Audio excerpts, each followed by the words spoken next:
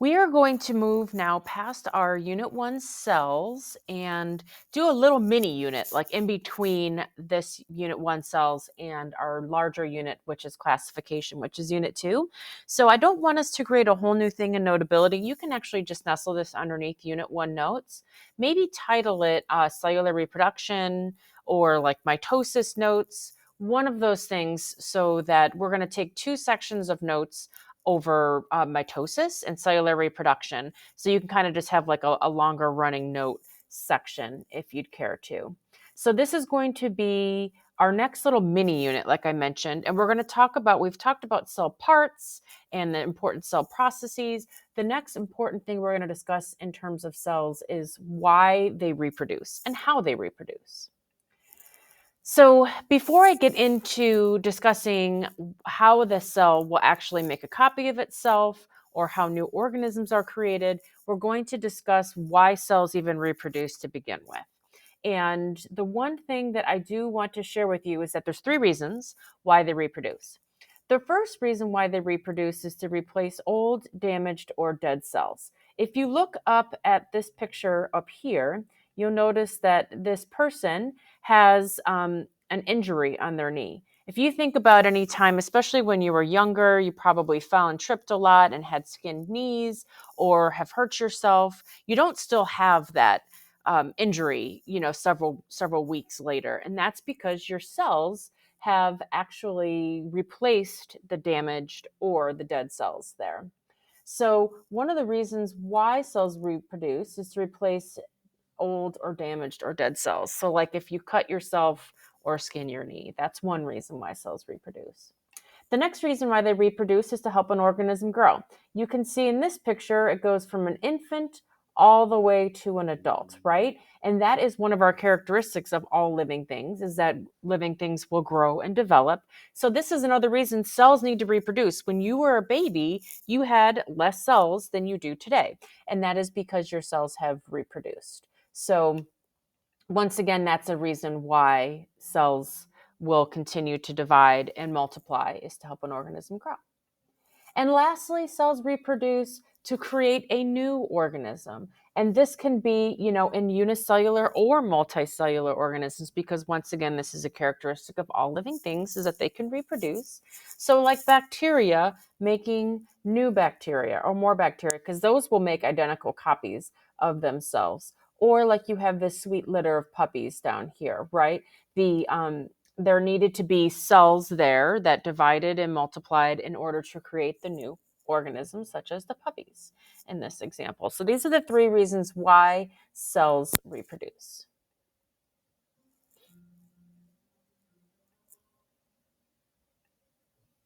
Now, there are two types of reproduction. When we look at the puppies, for example, that golden retriever there, I believe that was, or bacteria, both of these organisms, because they are living, need to reproduce. However, there are two different types of reproduction. The first type of reproduction I want to share with you is sexual reproduction. And basically, what this means is that there are two parents that are required to come together to create a new offspring. So, this is where you will have 50% of the genetic material will be coming from the mother and 50% will be coming from the father. So you'll notice here, so say this is the female and say this is the male. Wow, sorry. The 50% of this genetic material from the mother is in the egg cell, and 50% from this father is in the sperm cell. And then when these two are joined together, they create a new organism that is comprised of half of the mother's genetic material and half of the father's genetic material. So this is where you get into certain things, like where certain offspring may have blonde hair and the dad only has blonde hair, or blue eyes and the mom has blue eyes but the dad doesn't. So that's where we get the combination of the genetic material there. And like I mentioned, it's a mix of both parents. So you're going to see that you're going to have characteristics from both the mother and the father.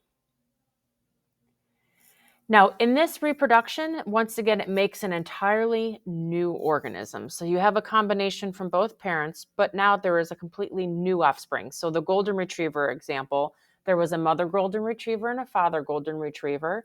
When their cells joined to make the litter of puppies, there's a combination from the mother and the father, which is oftentimes too, when you think about it, when you see a litter of puppies or kittens, like some may have darker fur or lighter fur, and that's just the combination of the genetic traits.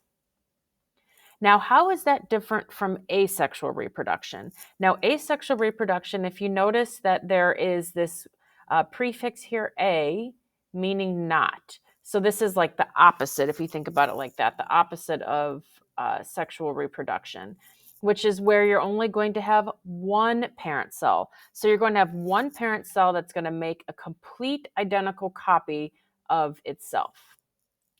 And the offspring, because there is no combination here, the offspring is genetically identical to their parent cell. So the exact DNA that the parent cell has will duplicate and copy, and when it splits off, it will be an exact replica of the parent. And the difference here, though, is that in asexual reproduction, this makes a completely new organism. So once, say, for example, like down here in my Hydra example here, this is an organism. It's closely related to the jellyfish. It's small, though. It is reproducing by budding. So you can see that here the cells are dividing and multiplying until a whole new organism is made. So this is the parent, this is the offspring, but this is going to be genetically identical to the parent because it has made an exact copy of itself. There's a completely new organism. So once that budding is complete, organism number 2 will go and live on its own, completely be able to grow, develop, reproduce, and all of those things that are considered to be characteristics of living things.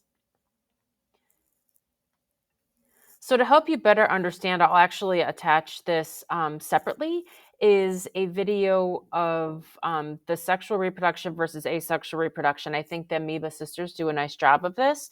While you're watching this video, I would like you to write down 2 other examples that they have given to you in terms of sexual and asexual reproduction.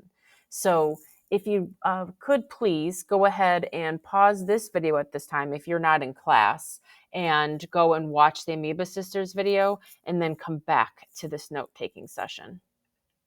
Okay, so now that you hopefully have a better understanding about sexual versus asexual reproduction, the reason why it's important to differentiate between the two is because in sexual reproduction, where you have those female and male reproductive cells, when those divide and separate and make new ones, that is actually meiosis. That's making new sexual cells. When we're looking at actual cell division and asexual reproduction, we're looking at mitosis. And this is where you're going to have an exact replication of that, or where you have the dead and damaged cells of an organism that need to be replaced, or while an organism is growing. Those are going to be examples of mitosis. And so I want to make sure that we understand the difference between the two. So what is mitosis? Mitosis, like we mentioned, is cellular reproduction. It's like cell division. So when you have an organism that's growing, or you have a bacteria or a hydra that needs to make an exact copy of itself, or you have something that needs to grow and develop, that's where you'll have mitosis. And the DNA, like we know, that is housed in the nucleus, that's like the genetic blueprint, the map of what the organism is going to look like, is going to be stored in the nucleus, and there's going to be an exact copy of it. So once the DNA is copied, it's going to split, and you're going to have 2 identical cells. The mother cell, which is the one that starts off with the cell division, then makes 2 identical daughter cells. So now they are actual replicas. They're genetically identical. So if you cut your skin and your cells sense that it's damaged, they will copy the DNA, replicate itself to make a brand new skin cell, which is good. Once again, the DNA will specialize that cell. You wouldn't want a damaged cell to be replaced with another type of cell. So here is the life cycle of a cell. And the one thing that I want you to notice is that it starts off in G1 right here, which is the very first phase. And you'll notice that this is where you're going to have the cell was just created and it's going to grow. It's going to grow, it's going to grow, and it's going to grow. That's called G1.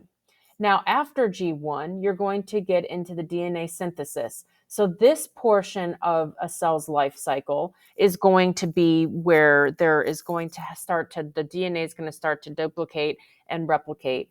And the last final stage is going to be G2, where this is going to be the growth and the preparation for mitosis.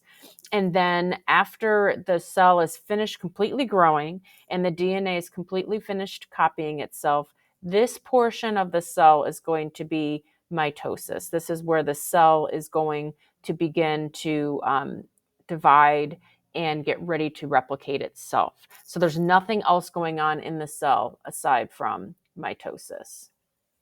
So let's take a little bit of a deeper dive into the G1S and G2 life cycle. But this picture just kind of illustrates for you where you can see that most of the cell spends its life growing and developing. The mitosis portion of it is a very small portion of its life.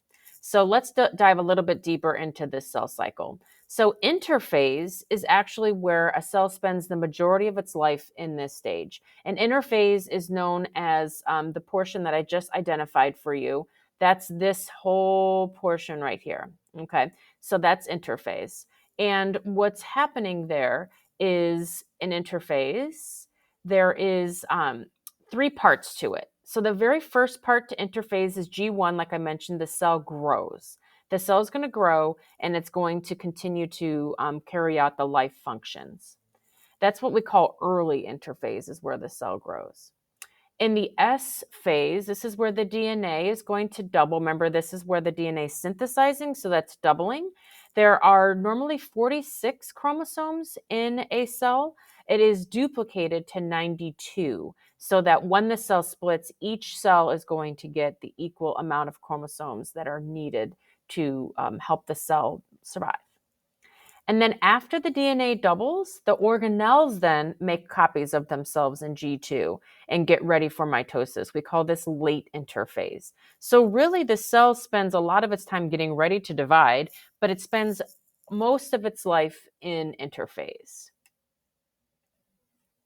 So this is the first portion of our notes. I'm going to pause here. If you were absent the day that we did these notes, hopefully now you understand why a cell will divide, which is to repair dead, damaged, or old cells. It is also there to help an organism grow, as well as to create a new organism. There are different phases of a cell's life cycle. The majority of a cell spends its life in the interphase. And next time we discuss this, we're going to talk about what happens during that mitosis phase of a cell's life cycle. Feel free to always rewatch this video if you need help and re-clarification on anything.